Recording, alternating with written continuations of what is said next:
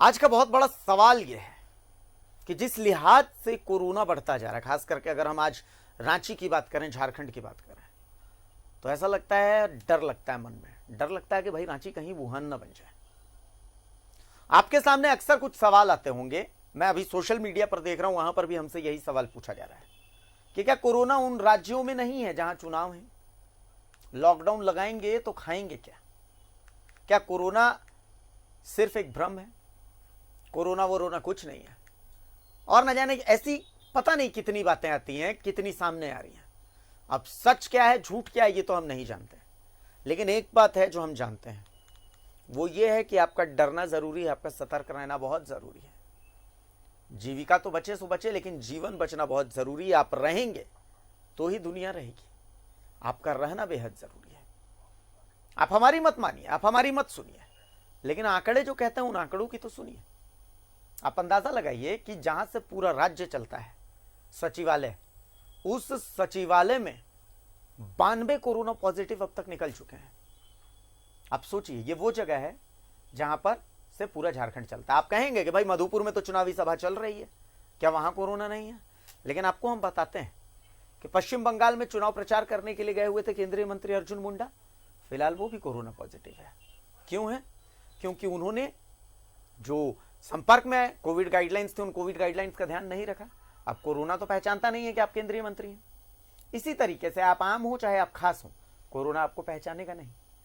आंकड़े दिखाते, सबसे पहले आप ये रिपोर्ट देखिए, उसके बाद फिर इसकी बातचीत हम आगे बढ़ाते हैं। दिखाइए रिपोर्ट। बात है इस जगह की।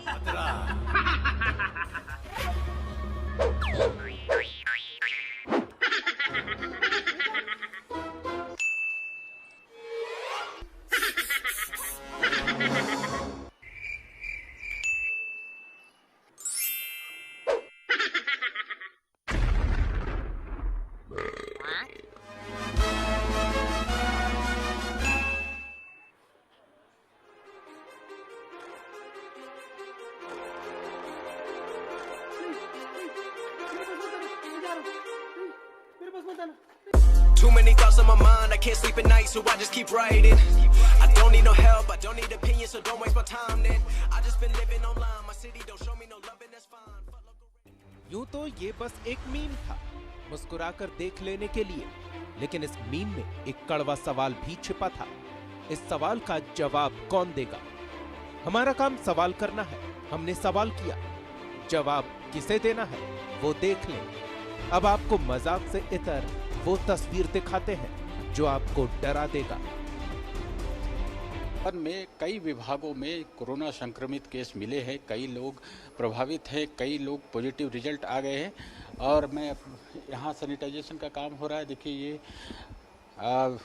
सरकार की ओर से कराया जा रहा है, नगर निगम की ओर से 2 तल्ले पर मुख्यमंत्री वाले फ्लोर पर, इसके अलावा अन्य जगहों पर जहाँ जहाँ पॉजिटिव केस मिले हैं वहाँ सैनिटाइजेशन का काम हो रहा है।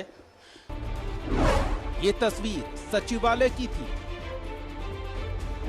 हमारा विश्वास मत कीजिए, आंकड़ों का कीजिए। सचिवालय में कोरोना विस्फोट, कार्मिक में 2 पॉजिटिव, 4 लोगों की रिपोर्ट का इंतजार। खाद्य विभाग में 2 पॉजिटिव निकले, गृह विभाग में 5 पॉजिटिव निकले, 7 की रिपोर्ट का इंतजार। पर्यटन में 4 पॉजिटिव, 7 की रिपोर्ट का इंतजार। ग्रामीण विभाग में 7 लोगों की रिपोर्ट का इंतजार। ऊर्जा में 1 शख्स के रिपोर्ट का इंतजार। वन विभाग में 2 कोरोना पॉजिटिव निकले। पेयजल विभाग में 9 पॉजिटिव निकले, 8 सशंकित। उच्च और तकनीकी शिक्षा में 5 पॉजिटिव, 1 सशंकित। माध्यमिक शिक्षा विभाग में 1 पॉजिटिव, 2 सशंकित। योजना विभाग में 4 पॉजिटिव, 4 सशंकित। पंचायती राज में 4 सशंकित। पशुपालन विभाग में 1 पॉजिटिव। खनन विभाग में 2 पॉजिटिव, 7 सशंकित। स्वास्थ्य विभाग में 7 पॉजिटिव। विजिलेंस में 1 पॉजिटिव, 3 सशंकित। जीपीएफ में 1 पॉजिटिव। वित्त अंकेक्षण में 1 पॉजिटिव। ये आंकड़े उस जगह के हैं जहां से पूरा राज्य चलता है। चलिए अब एक और आंकड़ा दिखाते हैं आपको। गुरुवार को राज्य में 1882 नए मरीज मिले। एक दिन में सबसे अधिक 858 मरीज केवल रांची में मिले। अंतिम बार 1 सितंबर 2020 को रांची में सबसे अधिक 951 संक्रमित मिले थे। गुरुवार को 28,568 सैंपल की जांच हुई है, जिसमें 6.58% संक्रमित मिले। गुरुवार को 7 मरीजों की मौत हुई। इनमें अकेले रांची के 6 थे। साहिबगंज से 1 मरीज की मौत हुई। रांची के बाद पूर्वी सिंहभूम में सबसे ज्यादा एक्टिव मरीज हैं। गुरुवार को यहां 204 संक्रमित मिले।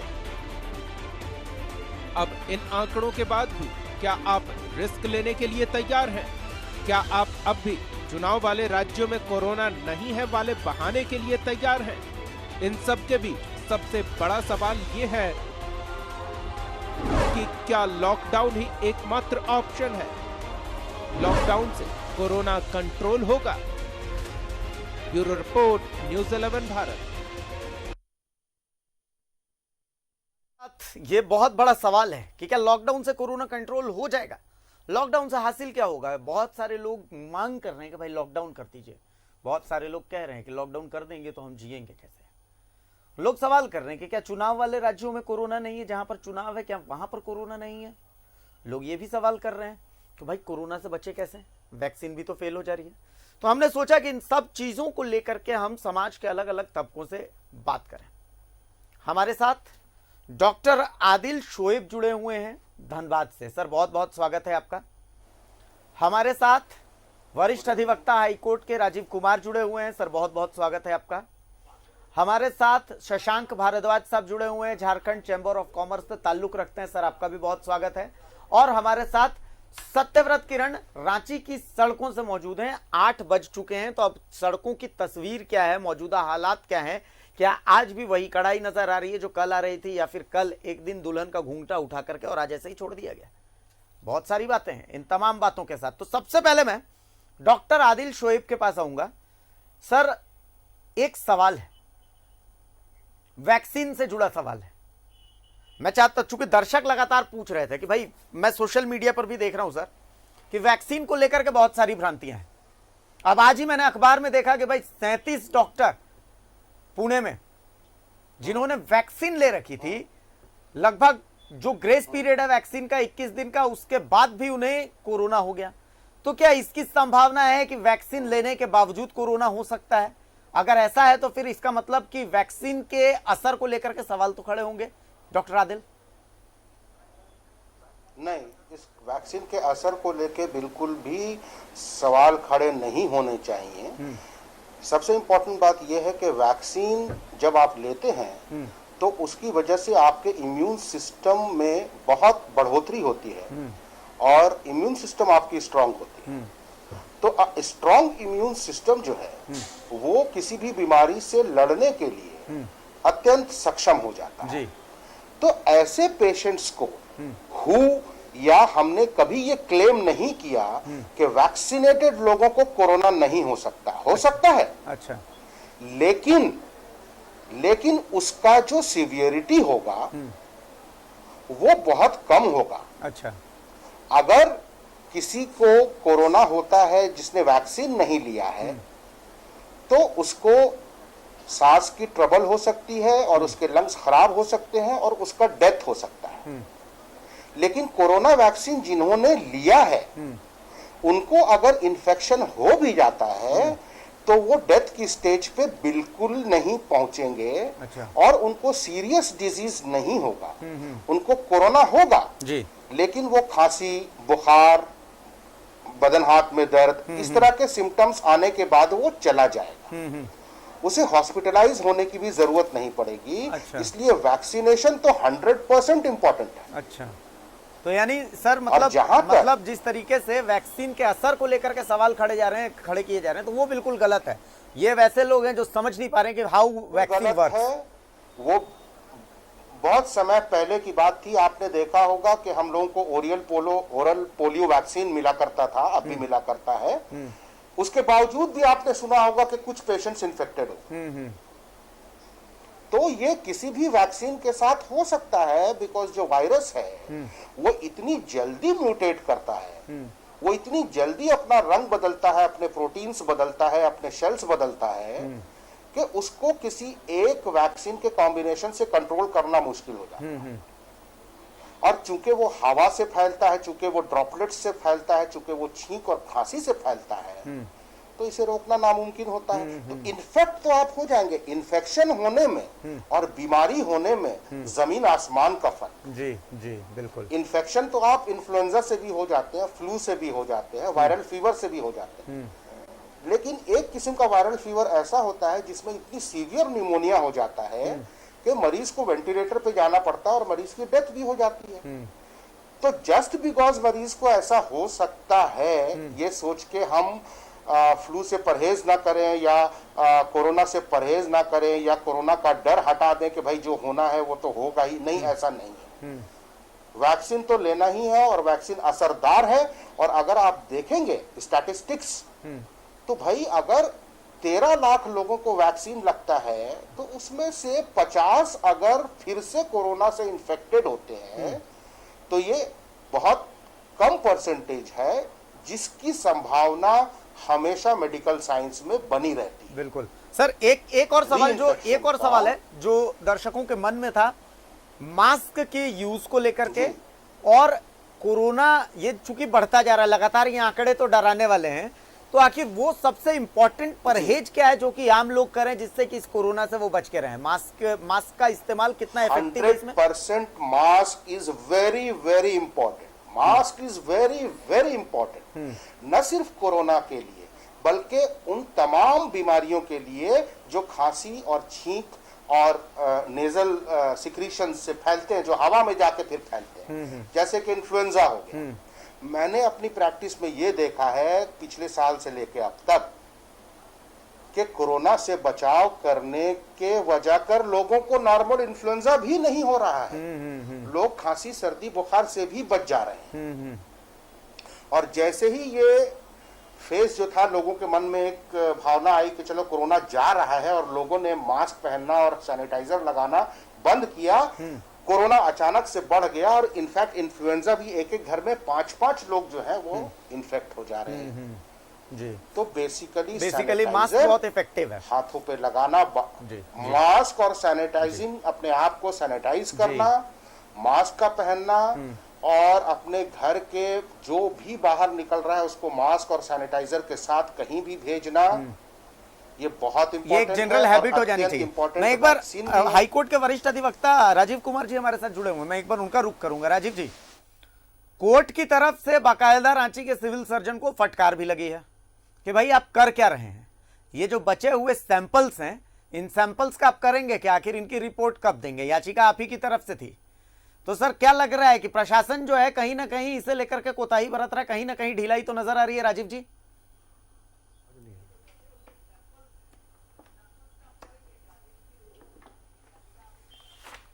मेरी आवाज पहुंच रही है राजीव जी आप तक? शायद राजीव जी तक मेरी आवाज नहीं पहुंच। इसमें है ना। जी जी हेलो। जी जी बोलिए बोलिए। आवाज आ रही है? हाँ सर बोलिए बोलिए, आपकी आवाज नहीं आ रही है। हाँ। ना।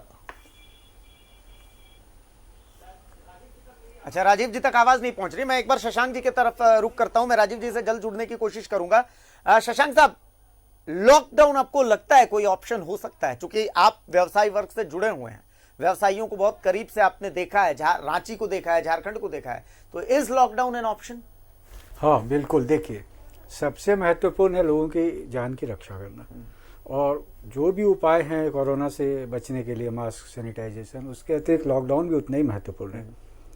तो लॉकडाउन का हम विरोध नहीं करते, हमारा कहना है कि एक न्यायोचित लॉकडाउन हो, यानी एक ऐसा मार्ग निकले जिसमें व्यापार भी ज़्यादा बाधित नहीं हो, आम जनजीवन भी ज़्यादा बाधित नहीं हो, और हम अनावश्यक जो भीड़ लगती है या लोगों का जमावड़ा होता है या रात्रि भ्रमण होता है, इन सब को नियंत्रण करना बहुत आवश्यक है। तो लॉकडाउन उस उद्देश्य से बनाया जाना चाहिए। हाँ, जो अतिरिक्त व्यापारिक गतिविधियां हैं उनको ठीक करने के लिए, सुचारू रूप से चलने के लिए जो अन्य उपाय हैं, जिन्हें हम कहते हैं सैनिटाइज करिए, सोशल डिस्टेंसिंग कीजिए, इन सब पे काम करना चाहिए, मुखौटे पे काम करना चाहिए।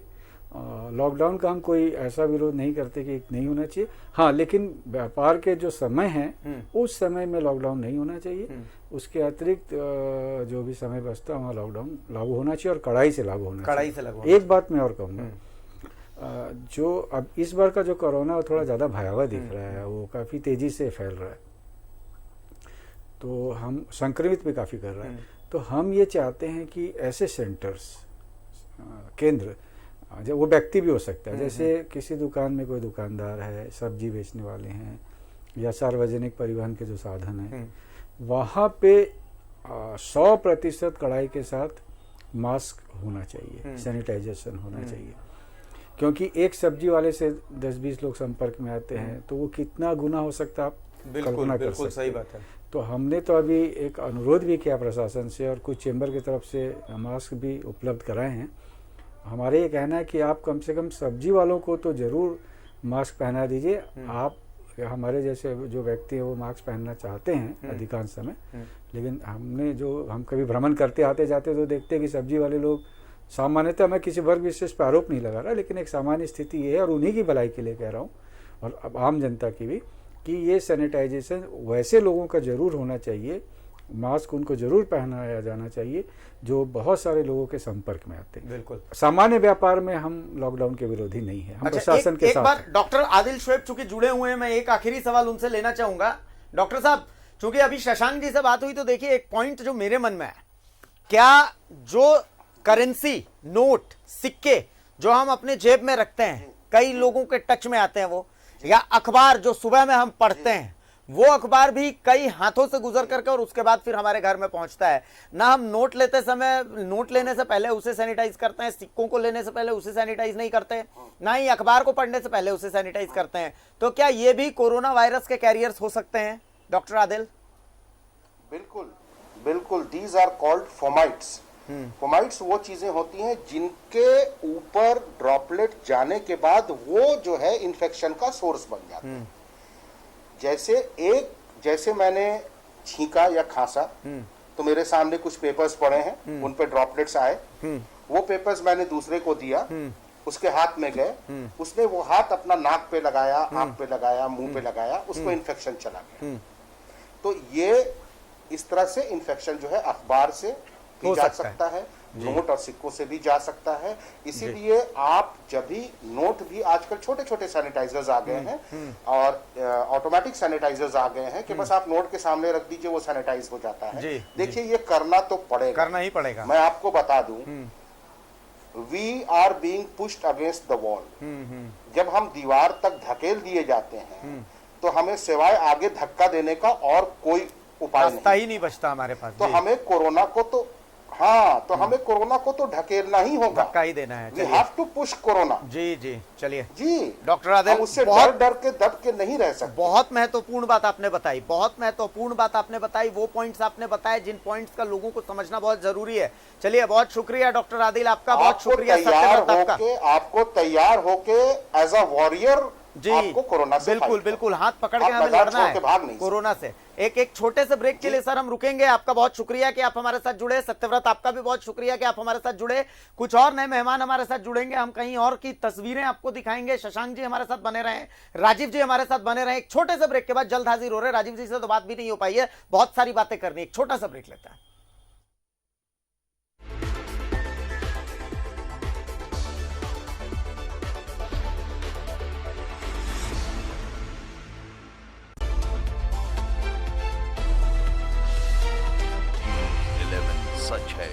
दिखेगा।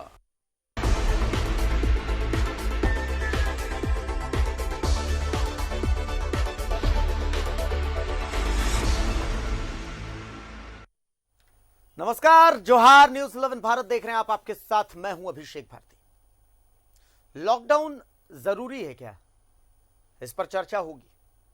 कोरोना से बचने के लिए हम क्या करें, इस पर भी बातचीत होगी।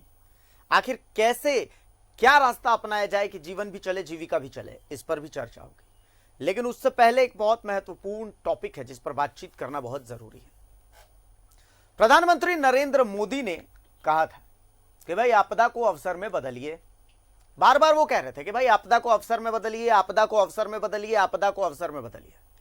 अब पीएम की बात को रांची के निजी अस्पतालों ने बहुत ज्यादा सीरियसली ले लिया। जैसे रांची में एक अस्पताल है, हेल्थ पॉइंट अस्पताल, आपने नाम भी सुना होगा। रांची के बरियातू रोड में स्थित है यह अस्पताल। बहुमंजिला इमारत है, जबरदस्त अस्पताल है। लेकिन यह अस्पताल क्लिनिकल एस्टैब्लिशमेंट एक्ट की खुलेआम धज्जी उड़ा रहा है। चलिए, ये तो एक बात हो गई। इतना ही नहीं है, इस अस्पताल ने 16 घंटे तक एक मासूम के शव को बंधक बना लिया। मासूम को नहीं, मासूम के शव को। इस शब्द पर ध्यान दीजिएगा। अस्पताल को टकसाल बनते अगर देखना है तो आप देखिए हमारी ये एक्सक्लूसिव रिपोर्ट। दिखाइए वो रिपोर्ट। कोरोना काल में निजी अस्पतालों की लूट जारी। सभी सरकारी नियमों की धज्जियां उड़ा चल रहे निजी अस्पताल। सुप्रीम कोर्ट के आदेशों की हो रही अवहेलना। हेल्थ पॉइंट अस्पताल पर परिजनों ने लगाए संगीन आरोप। पैसे के बदले 16 घंटे तक शव को अस्पताल ने बंधक बनाए रखा। न्यूज 11 भारत की पहल के बाद 8 वर्षीय मासूम का शव छोड़ा गया। हेल्थ पॉइंट अस्पताल में नहीं दिखी सोशल डिस्टेंसिंग। अस्पताल ने 500 मीटर की दूरी के लिए एम्बुलेंस का भाड़ा लिया 2500 रुपए। बहुमंजिला इमारत वाले अस्पताल में 2 साल से एक्सपायर पड़ा है fire fighting cylinder. Clinical establishment act के तहत बीमारी के इलाज का नहीं लगा है प्राइस बोर्ड। अस्पताल के बाहर ठेले पर बेसुध पड़े इस पिता का दर्द महसूस कीजिए। इस पिता ने अपने एक मासूम 8 साल के बच्चे को खो दिया। एक बच्चे की मौत पहले ही बीमारी के कारण हो गई। पिता ने निजी अस्पताल हेल्थ पॉइंट पर आरोप लगाते हुए कहा कि अस्पताल के कर्मचारियों ने कभी भी बच्चे के सेहत की सही सूचना नहीं, बस सिर्फ पैसे की डिमांड की जाती। बच्चे की मौत के 4 घंटे बाद परिजनों को मौत की सूचना दी गई और पिछले 16 घंटे से शव को पैसे के कारण नहीं छोड़ा गया। बदमाशी किया ये कि जब जाते थे तो नहीं जाओ, यहाँ से जाओ, कोरोना वायरस फैल रहा है तो अभी टाइम नहीं है तो बाद में आना। और उसकी माँ यहाँ पर है तो उसको माँ के कितना दिल मानेगा, नहीं मानेगा। उसको भी दूधकार के भगा देते थे सब। और इसके बाद मैंने डेड बॉडी बहुत देर तक रखा कि पैसा दो, इसके बाद ले जाओ। तो गरीब आदमी हम लोग कहाँ से इतना, हम तो सोचे कि कर्जा महाजन कैसू करके हम 80,000 रुपये दिए। इसके बाद नहीं समझ, इन लोग पैसा के खाली भूखा हुआ है। नहीं सर, पैसा के भूखा हुआ है। 1:30 बजे के आसपास वो शायद फोन किया है कि क्या तुम? हाँ, हम थे हॉस्पिटल में। हमको जब कॉल किया तो क्या आ रहे हैं आईसीयू में, हम बोले कि हाँ आ रहे हैं आईसीयू में। तो भैया के फ़ोन किए, भैया यहीं पर थे हॉस्पिटल में, नीचे बिल्डिंग के नीचे। वो बोले कि आप जाइए, जाकर वहाँ देखिए कि आईसीयू में बुला रहा है क्या। कितना देर हुआ और अभी तक कितना समय हुआ? अभी तो टाइम हो रहा है सर,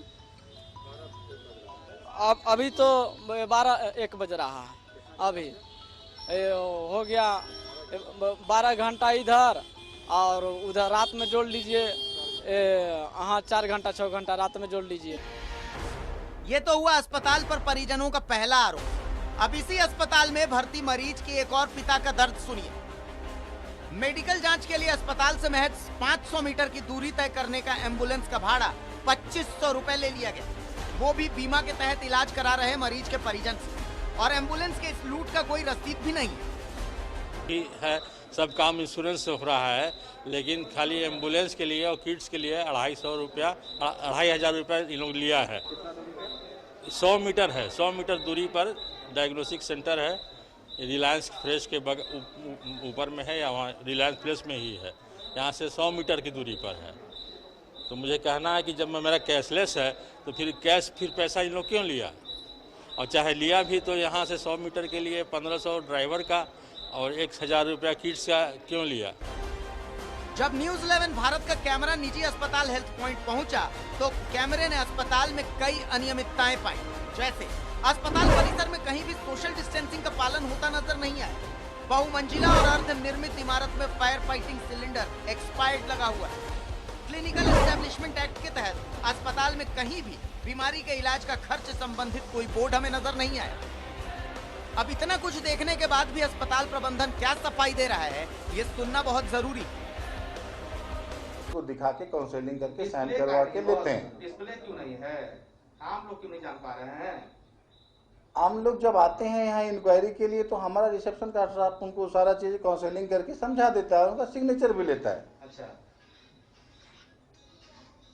सडनली कोविड बढ़ा है रांची में। कोविड के लिए नहीं है, ये सभी बीमारियों के लिए है, ये पूछ रहा हूँ आपसे। सभी बीमारियों का डिस्प्ले मैं भी लगवा देता हूँ।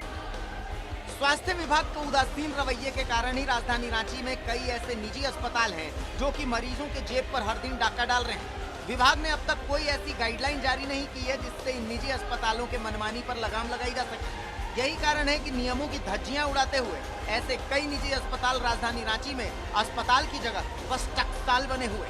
रांची से न्यूज 11 भारत के लिए सहयोगी नवल के साथ सत्यव्रत किरण की रिपोर्ट। तो ये खबर बहुत जरूरी थी आप तक पहुंचनी, इसलिए हमने आप तक पहुंचाया। हमारे सहयोगी सत्यव्रत हमारे साथ जुड़े हुए हैं। मैं सीधा रुख करूंगा एक बार सत्यव्रत का, चूंकि इसके बाद हमें कोरोना पर भी बात करनी है। सत्यव्रत, अस्पताल को टकसाल बनते हुए देखना बड़ा दुखी देता है, बहुत दुख देता है। आप सोचिए कि किसी अस्पताल में एक 8 साल के बच्चे को 16 घंटे तक उसके डेड बॉडी को इसलिए बंधक बना करके रखा गया कि भाई परिजन जो है वो पैसे नहीं दे पाए, पहली चीज। दूसरी चीज कि 500 मीटर दूर कोई अस्पताल जो है वो एम्बुलेंस के लिए 2500 रुपए लेता है। किस लिहाज से लेता है? क्या इसके लिए कोई बिल देता है? नहीं देता है। उस अस्पताल में क्या कोविड गाइडलाइंस की जो है उनको फॉलो किया जा रहा है? नहीं किया जा रहा है। फायर सेफ्टी के क्या इंतजामात हैं उस अस्पताल में? नहीं है। बहुत सारी चीजें आपने इस रिपोर्ट में शामिल की, लेकिन जो सबसे महत्वपूर्ण चीज थी वो थी अस्पताल की संवेदनहीनता। आप कहीं भी देखिए अस्पताल बड़ा संवेदनहीन नजर आया। उनके परिजनों को देखिए जिसके बच्चे उससे अब दूर हो गए हैं, उनके पास अब खोने के लिए कुछ नहीं है, उनकी आंखों में सिर्फ एक शून्य दिखाई दे रहा था। सत्यव्रत, तो देखिए बिल्कुल सही कहा अभिषेक आपने कि अगर कोई 8 साल का मासूम बच्चा किसी परिवार का अगर मृत्यु हो जाए तो आप समझ सकते हैं कि वैसे में जिस अस्पताल के द्वारा उस बच्चे के शव को छोड़ने के लिए यहाँ तक कि सुप्रीम कोर्ट ने भी आदेश दिया है कि किसी भी व्यक्ति का जो शव है वो पैसे के कारण अस्पताल नहीं रख सकता। और वैसे में तमाम सरकारी आदेश, कोर्ट के आदेशों की धज्जियां उड़ाते हुए जिस तरह से राजधानी रांची में हेल्थ पॉइंट के जैसे कई और अस्पताल हैं अभिषेक, जो कि लगातार अस्पताल की जगह टकसाल यानी कि नोट छापने की कारखाना बन चुका है। और हर दिन जो आर्थिक रूप से कमजोर मरीज होते हैं, इलाज के लिए, बेहतर सुविधा के लिए निजी अस्पताल जाते हैं, उनके जेब पर डाका डाला जाता है। आज की जो घटना है अभिषेक, हुसैनाबाद के रहने वाले एक परिवार के एक 8 साल के बच्चे की सड़क दुर्घटना हो जाती है और उसके बाद उसे हेल्थ पॉइंट अस्पताल लाया जाता है इलाज के लिए। परिजनों ने कहा कि बच्चे के स्वास्थ्य संबंधित जो सूचनाएं परिजनों को देनी चाहिए वो अस्पताल प्रबंधन के द्वारा समय समय पर नहीं दिया जाता था। परिजनों ने कहा कि बच्चे की मौत करीब रात 8 बजे हो गई थी और परिजनों को बच्चे की मौत की सूचना 12 बजे दी जाती है, यानी कि 4 घंटे अस्पताल प्रबंधन को लग जाते हैं परिजनों के बच्चों की मौत की सूचना देने के लिए। साथ ही और कई तरह के आरोप लगाए, अस्पताल के कर्मचारियों के प्रति उदासीनता और दुर्व्यवहार का आरोप लगाया। आप समझिए कि जिस अस्पताल के एम्बुलेंस का किराया महज 500 मीटर के लिए 2500 रुपये लगे, यानी कि किसी हवाई जहाज के किराए से ज़्यादा महंगा अगर किसी अस्पताल का एम्बुलेंस का चार्ज हो, तो आप समझिए कि वैसे अस्पताल जो है वो किस तरह से विभागों की धज्जियां उड़ा रहे हैं, नियमों की धज्जियां उड़ा रहे हैं। एक महत्वपूर्ण सूचना आपको देता हूं अभिषेक कि जिस टकसाल की हम बात कर रहे हैं, अभी से कुछ घंटे पहले स्वास्थ्य विभाग ने उसे एक नोटिस जारी किया है, क्योंकि कल 8 अप्रैल को स्वास्थ्य मंत्री बन्ना गुप्ता की अध्यक्षता में एक बैठक रखी गई थी और उस बैठक में रांची के जितने निजी अस्पताल हैं जहां कोरोना संक्रमित मरीजों का इलाज चल रहा है, उन्हें इस बैठक में बुलाया गया था। लेकिन राजधानी के 4 अस्पताल, जिसमें हेल्थ पॉइंट अस्पताल शामिल है, उसके किसी भी सदस्य ने स्वास्थ्य मंत्री के बैठक में शामिल होना मुनासिब नहीं समझा। आप समझिए कि कोरोना के इस महामारी में जिस तरह से स्वास्थ्य विभाग काम कर रही है और वैसे में निजी अस्पतालों का जो योगदान होना चाहिए समाज के प्रति, स्वास्थ्य विभाग के प्रति, वो नहीं दिख रहा। और यही कारण है कि हेल्थ पॉइंट अस्पताल के अलावा 3 और अस्पताल, जिसमें आलम नर्सिंग होम, रिंची अस्पताल और गुरु नानक अस्पताल, इन 4 अस्पताल को स्पष्टीकरण भेजा गया है कि आखिर उन अस्पताल के जो प्रतिनिधि हैं उन्होंने स्वास्थ्य मंत्री के बैठक में शामिल क्यों नहीं हुआ। यानी कि इन अस्पतालों को ना ही स्वास्थ्य विभाग का डर है, ना ही स्वास्थ्य विभाग के जो मुखिया हैं, स्वास्थ्य मंत्री, उनका डर है। अभिषेक, कमाल की बात है सत्यव्रत, बहुत गजब की आपने बात बताई है। मतलब ऐसी आपने बात बताई है कि आप सोचिए, ये बात सोचने पर मजबूर करती है कि किस तरीके से आपदा को अवसर में ऐसे बदला जाता है। क्या एक अस्पताल की क्या जिम्मेदारी होती है, इन अस्पतालों को सोचना पड़ेगा कि क्या यहां पर बिजनेस मोटिव होना चाहिए। हाँ ठीक है, बात समझ में आती है कि अगर आपने अस्पताल खोला है, रांची शहर में खोला है, बहुमंजिला इमारत आप चला रहे हैं, तो आप ये भी सोचते हैं कि भाई उस इमारत से आपके पास कुछ प्रॉफिट आना चाहिए। लेकिन सिर्फ प्रॉफिट मोटिव और इंसानियत का गला दबा करके आखिर आपको क्या मिलेगा। सत्यव्रत, सबसे बड़ी चीज है कि आज तक हमने झारखंड में नहीं देखा है कि ऐसे प्राइवेट अस्पताल जहां पर इस तरीके की अमानवीय चीजें होती हैं, बहुत जबरदस्त एक्शन उन पर आज तक लिया गया हो। मैंने तो कम से कम नहीं देखा है। क्या आपने ऐसा कुछ देखा है? क्योंकि यही कारण है कि निजी अस्पतालों की जो हिम्मत है वो लगातार बढ़ती जाती है और यही कारण है कि वो शोषण करते रहते हैं। लेकिन इस बार उदाहरण सेट होना चाहिए। सत्यव्रत, तो देखिए, बिल्कुल सही कहा आपने कि निजी अस्पताल जो कि मानवता जिनमें नहीं है, वैसे अस्पताल पर स्वास्थ्य विभाग कोई कार्रवाई नहीं करता है। अभिषेक, यही कारण है कि इन निजी अस्पतालों का जो मनोबल है वो बढ़ गया है और लगातार जो आर्थिक रूप से कमजोर मरीज होते हैं, जो परिजन होते हैं, उनसे लूट की जाती है। इसलिए स्वास्थ्य विभाग को चाहिए कि ऐसे निजी अस्पतालों पर लगाम लगाने के लिए गाइडलाइन बनाया जाए और शायद गाइडलाइन बनाया जा रहा है। मैंने आपको अभिषेक उदाहरण दिया कि जब स्वास्थ्य मंत्री बैठक में बुलाते हैं इन निजी अस्पतालों को, तो इनके प्रतिनिधि शामिल नहीं होते हैं।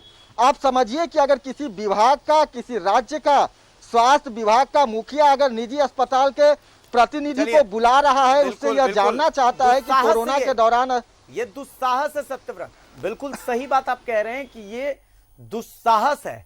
इस पर तो निश्चित रूप से कार्रवाई बनती है। आप हमारे साथ बने रहिए, आपका बना रहना बहुत जरूरी है। इसलिए जरूरी है कि आज हम बहुत सारी ऐसी तस्वीरें दिखाने वाले हैं जिसमें कि सिर्फ अस्पताल दोषी नहीं है, हम भी दोषी हैं। कहां पर दोषी हैं ये समझना बहुत जरूरी है। सत्यव्रत हमारे साथ बने रहेंगे। और भी कई मेहमान हैं हमारे साथ, उनको भी हम अपने साथ बना चुके हैं। और अब बात होगी कोरोना की, अब बात होगी लॉकडाउन की, अब बात होगी प्रिकॉशंस की।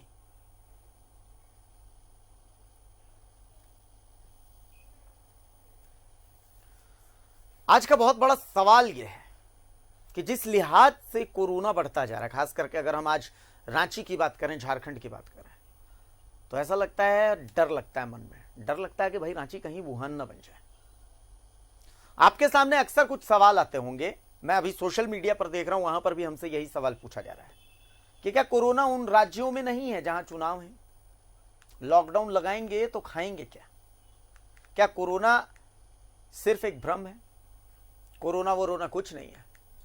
और न जाने ऐसी पता नहीं कितनी बातें आती हैं, कितनी सामने आ रही हैं। अब सच क्या है, झूठ क्या है, ये तो हम नहीं जानते।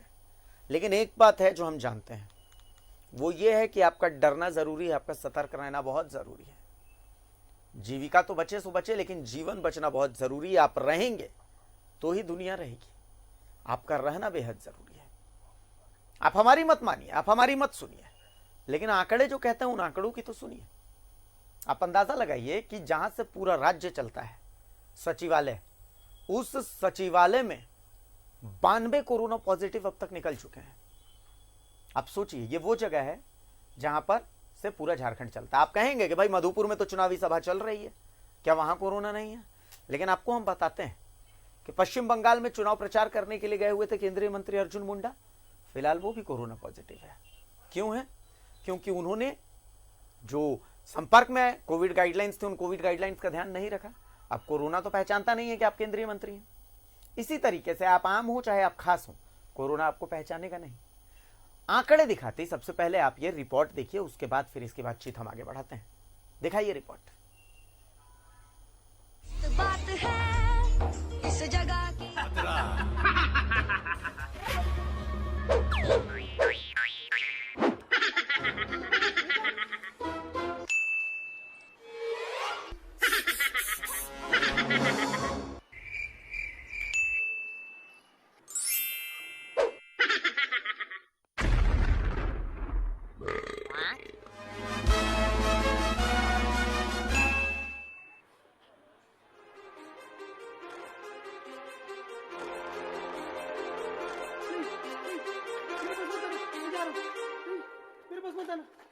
Too many thoughts on my mind, I can't sleep at night, so I just keep writing.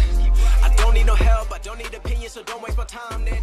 I just been living online, my city don't show me no love and that's fine. यूं तो ये बस एक meme था, मुस्कुराकर देख लेने के लिए, लेकिन इस मीम में एक कड़वा सवाल भी छिपा था। इस सवाल का जवाब कौन देगा? हमारा काम सवाल करना है, हमने सवाल किया, जवाब किसे देना है वो देख लें। अब आपको मजाक से इतर वो तस्वीर दिखाते हैं जो आपको डरा देगा। में कई विभागों में कोरोना संक्रमित केस मिले हैं, कई लोग प्रभावित हैं, कई लोग पॉजिटिव रिजल्ट आ गए हैं और मैं यहाँ सैनिटाइजेशन का काम हो रहा है। देखिए ये सरकार की ओर से कराया जा रहा है, नगर निगम की ओर से 2 तल्ले पर मुख्यमंत्री वाले फ्लोर पर, इसके अलावा अन्य जगहों पर जहाँ जहाँ पॉजिटिव केस मिले हैं वहाँ सैनिटाइजेशन का काम हो रहा है। ये तस्वीर सचिवालय की थी। हमारा विश्वास मत कीजिए, आंकड़ों का कीजिए। सचिवालय में कोरोना विस्फोट, कार्मिक में 2 पॉजिटिव, 4 लोगों की रिपोर्ट का इंतजार। खाद्य विभाग में 2 पॉजिटिव निकले, गृह विभाग में 5 पॉजिटिव निकले, 7 की रिपोर्ट का इंतजार। पर्यटन में 4 पॉजिटिव, 7 की रिपोर्ट का इंतजार। ग्रामीण विभाग में 7 लोगों की रिपोर्ट का इंतजार। ऊर्जा में 1 शख्स के रिपोर्ट का इंतजार। वन विभाग में 2 कोरोना पॉजिटिव निकले। पेयजल विभाग में 9 पॉजिटिव निकले, 8 सशंकित। उच्च और तकनीकी शिक्षा में 5 पॉजिटिव, 1 सशंकित। माध्यमिक शिक्षा विभाग में 1 पॉजिटिव, 2 सशंकित। योजना विभाग में 4 पॉजिटिव, 4 सशंकित। पंचायती राज में 4 सशंकित। पशुपालन विभाग में 1 पॉजिटिव। खनन विभाग में 2 पॉजिटिव, 7 सशंकित। स्वास्थ्य विभाग में 7 पॉजिटिव। विजिलेंस में 1 पॉजिटिव, 3 सशंकित। जीपीएफ में 1 पॉजिटिव। वित्त अंकेक्षण में 1 पॉजिटिव। ये आंकड़े उस जगह के हैं जहां से पूरा राज्य चलता है। चलिए अब एक और आंकड़ा दिखाते हैं आपको। गुरुवार को राज्य में 1882 नए मरीज मिले। एक दिन में सबसे अधिक 858 मरीज केवल रांची में मिले। अंतिम बार 1 सितंबर 2020 को रांची में सबसे अधिक 951 संक्रमित मिले थे। गुरुवार को 28,568 सैंपल की जांच हुई है, जिसमें 6.58% संक्रमित मिले। गुरुवार को 7 मरीजों की मौत हुई। इनमें अकेले रांची के 6 थे। साहिबगंज से 1 मरीज की मौत हुई। रांची के बाद पूर्वी सिंहभूम में सबसे ज्यादा एक्टिव मरीज हैं। गुरुवार को यहां 204 संक्रमित मिले। अब इन आंकड़ों के बाद भी क्या आप रिस्क लेने के लिए तैयार हैं? क्या आप अब भी चुनाव वाले राज्यों में कोरोना नहीं है वाले बहाने के लिए तैयार हैं? इन सब के बीच सबसे बड़ा सवाल ये है कि क्या लॉकडाउन ही एकमात्र ऑप्शन है? लॉकडाउन से कोरोना कंट्रोल होगा? Bureau report, news 11 Bharat. ये बहुत बड़ा सवाल है कि क्या लॉकडाउन से कोरोना कंट्रोल हो जाएगा? लॉकडाउन से हासिल क्या होगा? बहुत सारे लोग मांग कर रहे हैं कि भाई लॉकडाउन कर दीजिए। बहुत सारे लोग कह रहे हैं कि लॉकडाउन कर देंगे तो हम जिएंगे कैसे? लोग सवाल कर रहे हैं कि क्या चुनाव वाले राज्यों में कोरोना नहीं है, जहां पर चुनाव है क्या वहां पर कोरोना नहीं है? लोग ये भी सवाल कर रहे हैं कि भाई कोरोना से बचे कैसे? वैक्सीन भी तो फेल हो जा रही है। तो हमने सोचा कि इन सब चीजों को लेकर के हम समाज के अलग अलग तबकों से बात करें। हमारे साथ डॉक्टर आदिल शोएब जुड़े हुए हैं धनबाद से। सर बहुत बहुत स्वागत है आपका। हमारे साथ वरिष्ठ अधिवक्ता हाईकोर्ट के राजीव कुमार जुड़े हुए हैं। सर बहुत बहुत स्वागत है आपका। हमारे साथ शशांक भारद्वाज साहब जुड़े हुए हैं, झारखंड चैम्बर ऑफ कॉमर्स से ताल्लुक रखते हैं। सर आपका भी बहुत स्वागत है। और हमारे साथ सत्यव्रत किरण रांची की सड़कों से मौजूद हैं। 8 बज चुके हैं, तो अब सड़कों की तस्वीर क्या है, मौजूदा हालात क्या है?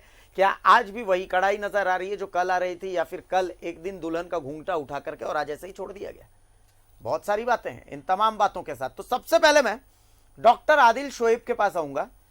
सर एक सवाल है, वैक्सीन से जुड़ा सवाल है। मैं चाहता, चूंकि दर्शक लगातार पूछ रहे थे कि भाई, मैं सोशल मीडिया पर भी देख रहा हूं सर कि वैक्सीन को लेकर के बहुत सारी भ्रांतियां हैं। अब आज ही मैंने अखबार में देखा कि भाई 37 डॉक्टर पुणे में जिन्होंने वैक्सीन ले रखी थी, लगभग जो ग्रेस पीरियड है वैक्सीन का 21 दिन का, उसके बाद भी उन्हें कोरोना हो गया। तो क्या इसकी संभावना है कि वैक्सीन लेने के बावजूद कोरोना हो सकता है? अगर ऐसा है तो फिर इसका मतलब कि वैक्सीन के असर को लेकर के सवाल तो खड़े होंगे। डॉक्टर आदिल? नहीं, इस वैक्सीन के असर को लेके बिल्कुल भी सवाल खड़े नहीं होने चाहिए। सबसे इंपॉर्टेंट बात यह है कि वैक्सीन जब आप लेते हैं तो उसकी वजह से आपके इम्यून सिस्टम में बहुत बढ़ोतरी होती है और इम्यून सिस्टम आपकी स्ट्रांग होती है। तो स्ट्रांग इम्यून सिस्टम जो है वो किसी भी बीमारी से लड़ने के लिए अत्यंत सक्षम हो जाता है। तो ऐसे पेशेंट्स को या हमने कभी ये क्लेम नहीं किया कि वैक्सीनेटेड लोगों को कोरोना नहीं हो सकता। हो सकता है, अच्छा, लेकिन उसका जो सीवियरिटी होगा वो बहुत कम होगा। अच्छा, अगर किसी को कोरोना होता है जिसने वैक्सीन नहीं लिया है तो उसको सांस की ट्रबल हो सकती है और उसके लंग्स खराब हो सकते हैं और उसका डेथ हो सकता है। लेकिन कोरोना वैक्सीन जिन्होंने लिया है उनको अगर इन्फेक्शन हो भी जाता है तो वो डेथ की स्टेज पे बिल्कुल नहीं पहुंचेंगे। अच्छा। और उनको सीरियस डिजीज नहीं होगा। उनको कोरोना होगा जी, लेकिन वो खांसी, बुखार, बदन हाथ में दर्द, इस तरह के सिम्टम्स आने के बाद वो चला जाएगा। उसे हॉस्पिटलाइज होने की भी जरूरत नहीं पड़ेगी। अच्छा। इसलिए वैक्सीनेशन तो 100% इंपॉर्टेंट है। अच्छा, तो यानी सर मतलब जिस तरीके से वैक्सीन के असर को लेकर के सवाल खड़े किए जा रहे हैं तो वो बिल्कुल गलत है। ये वैसे लोग हैं जो समझ नहीं पा रहे हैं कि हाउ वैक्सीन वर्क्स है। वो बहुत समय पहले की बात थी। आपने देखा होगा कि हम लोगों को ओरल पोलियो वैक्सीन मिला करता था, अब भी मिला करता है। उसके बावजूद भी आपने सुना होगा कि कुछ पेशेंट्स इन्फेक्टेड हो।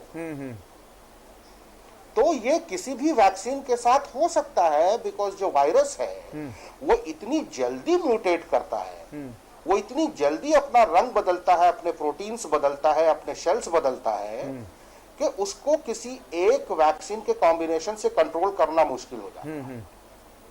और चूंकि वो हवा से फैलता है, चूंकि वो ड्रॉपलेट्स से फैलता है, चूंकि वो छींक और खांसी से फैलता है, तो इसे रोकना नामुमकिन होता है। तो इन्फेक्ट तो आप हो जाएंगे, इन्फेक्शन होने में और बीमारी होने में जमीन आसमान का फर्क। जी जी बिल्कुल। इन्फेक्शन तो आप इन्फ्लुएंजा से भी हो जाते हैं, फ्लू से भी हो जाते हैं, वायरल फीवर से भी हो जाते हैं, लेकिन एक किस्म का वायरल फीवर ऐसा होता है जिसमें इतनी सीवियर निमोनिया हो जाता है कि मरीज को वेंटिलेटर पे जाना पड़ता है और मरीज की डेथ भी हो जाती है।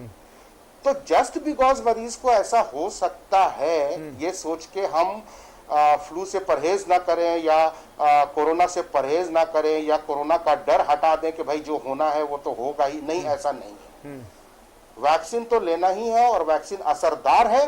और अगर आप देखेंगे स्टैटिस्टिक्स, तो भाई अगर 13 लाख लोगों को वैक्सीन लगता है तो उसमें से 50 अगर फिर से कोरोना से इन्फेक्टेड होते हैं, तो ये बहुत कम परसेंटेज है जिसकी संभावना हमेशा मेडिकल साइंस में बनी रहती है। बिल्कुल सर। एक और सवाल है जो दर्शकों के मन में था, मास्क के यूज को लेकर के, और कोरोना ये चूंकि बढ़ता जा रहा है लगातार, ये आंकड़े तो डराने वाले हैं, तो आखिर वो सबसे इंपॉर्टेंट परहेज क्या है जो कि आम लोग करें जिससे कि इस कोरोना से वो बच के रहें? मास्क का इस्तेमाल कितना इफेक्टिव है इसमें? 100% mask is very very important. Mask is very very important, न सिर्फ कोरोना के लिए बल्कि उन तमाम बीमारियों के लिए जो खांसी और छींक और नेजल सिक्रीशन से फैलते हैं, जो हवा में जाके फिर फैलते हैं, जैसे कि इन्फ्लुएंजा हो गया। मैंने अपनी प्रैक्टिस में ये देखा है पिछले साल से लेके अब तक कि कोरोना से बचाव करने के वजह कर लोगों को नॉर्मल इन्फ्लुएंजा भी नहीं हो रहा है। लोग खांसी सर्दी बुखार से भी बच जा रहे हैं। और जैसे ही ये फेस जो था, लोगों के मन में एक भावना आई कि चलो कोरोना जा रहा है और लोगों ने मास्क पहनना और सैनिटाइजर लगाना बंद किया, कोरोना अचानक से बढ़ गया और इनफैक्ट इन्फ्लुएंजा भी एक एक घर में 5-5 लोग जो है वो इन्फेक्ट हो जा रहे हैं। जी। तो बेसिकली मास्क बहुत इफेक्टिव है। हाथों पे लगाना, मास्क और सैनिटाइजिंग, अपने आप को सैनिटाइज करना, मास्क का पहनना, और अपने घर के जो भी बाहर निकल रहा है उसको मास्क और सैनिटाइजर के साथ कहीं भी भेजना, ये बहुत ये एक जनरल हैबिट हो जानी चाहिए। मैं एक बार हाईकोर्ट के वरिष्ठ अधिवक्ता राजीव कुमार जी हमारे साथ जुड़े हुए, मैं एक बार उनका रुख करूंगा। राजीव जी, कोर्ट की तरफ से बाकायदा रांची के सिविल सर्जन को फटकार भी लगी है कि भाई आप कर क्या रहे हैं? ये जो बचे हुए सैंपल्स हैं, इन सैंपल्स का आप करेंगे क्या? आखिर इनकी रिपोर्ट कब देंगे? याचिका आप ही की तरफ से थी। तो सर क्या लग रहा है कि प्रशासन जो है कहीं ना कहीं इसे लेकर के कोताही बरत रहा है, कहीं ना कहीं ढिलाई तो नजर आ रही है? राजीव जी,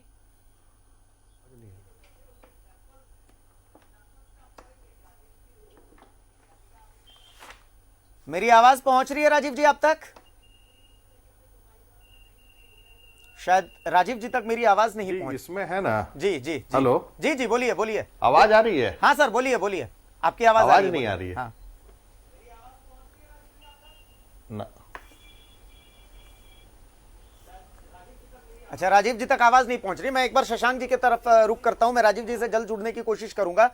शशांक साहब, लॉकडाउन आपको लगता है कोई ऑप्शन हो सकता है? क्योंकि आप व्यवसाय वर्ग से जुड़े हुए हैं, व्यवसायियों को बहुत करीब से आपने देखा है, रांची को देखा है, झारखंड को देखा है, तो इज लॉकडाउन एन ऑप्शन? हाँ बिल्कुल। देखिए, सबसे महत्वपूर्ण है लोगों की जान की रक्षा करना, और जो भी उपाय हैं कोरोना से बचने के लिए, मास्क, सैनिटाइजेशन, उसके अतिरिक्त लॉकडाउन भी उतना ही महत्वपूर्ण है।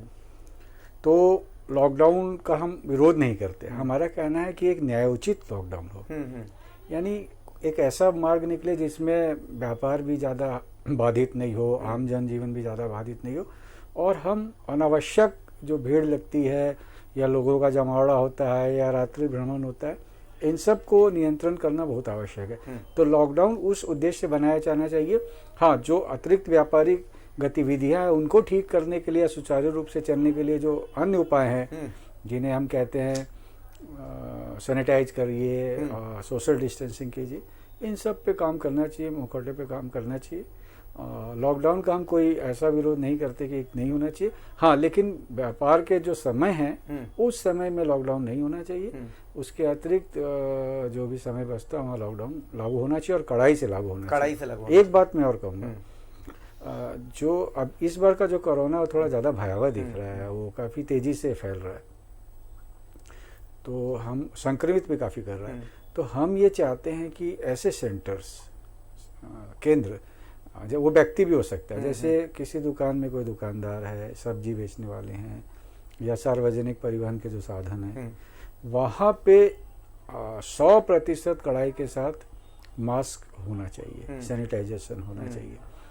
क्योंकि एक सब्जी वाले से 10-20 लोग संपर्क में आते हैं तो वो कितना गुना हो सकता है, आप कल्पना कर सकते हैं। सही बात है।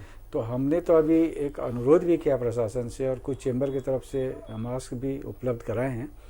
हमारे ये कहना है कि आप कम से कम सब्जी वालों को तो ज़रूर मास्क पहना दीजिए। आप हमारे जैसे जो व्यक्ति हैं वो मास्क पहनना चाहते हैं अधिकांश समय, लेकिन हम कभी भ्रमण करते आते जाते तो देखते हैं कि सब्जी वाले लोग, सामान्यतः मैं किसी वर्ग विशेष पर आरोप नहीं लगा रहा, लेकिन एक सामान्य स्थिति ये है और उन्हीं की भलाई के लिए कह रहा हूँ और अब आम जनता की भी, कि ये सैनिटाइजेशन वैसे लोगों का जरूर होना चाहिए, मास्क उनको जरूर पहनाया जाना चाहिए जो बहुत सारे लोगों के संपर्क में आते हैं। बिल्कुल। सामान्य व्यापार में हम लॉकडाउन के विरोधी नहीं है, हम प्रशासन के साथ। एक बार डॉक्टर आदिल शोएब चूंकि जुड़े हुए हैं, मैं एक आखिरी सवाल उनसे लेना चाहूंगा।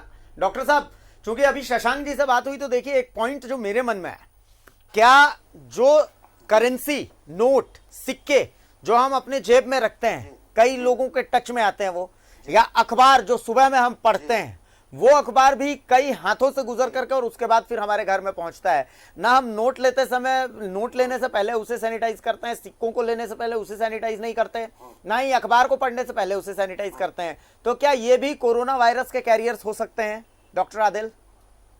बिल्कुल बिल्कुल, these are called fomites. Fomites वो चीजें होती हैं जिनके ऊपर ड्रॉपलेट जाने के बाद वो जो है इन्फेक्शन का सोर्स बन जाते हैं।